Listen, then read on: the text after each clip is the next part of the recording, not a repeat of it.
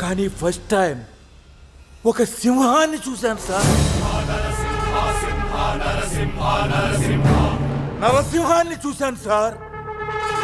ఉంటే జాగ్రత్తగా ఉండండి, లేకపోతే పారిపో.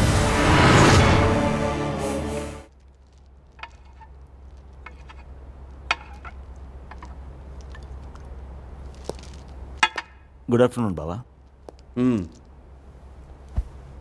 వ్యాపారం ఎలా సాగుతుంది? బాగుంది బావా. ఒక్కడివే చేస్తున్నావా? లేదే, వేరే కేసులు కూడా పార్ట్నరే. వాళ్ళేంటో తెలుసా?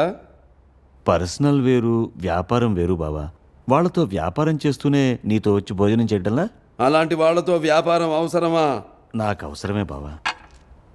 నీకు తరతరాలుగా తరగని ఆస్తుంది, నువ్వేం చేసినా చెల్లుతుంది. మరి నీ స్థాయికి రావాలంటే నేను సంపాదించాలిగా.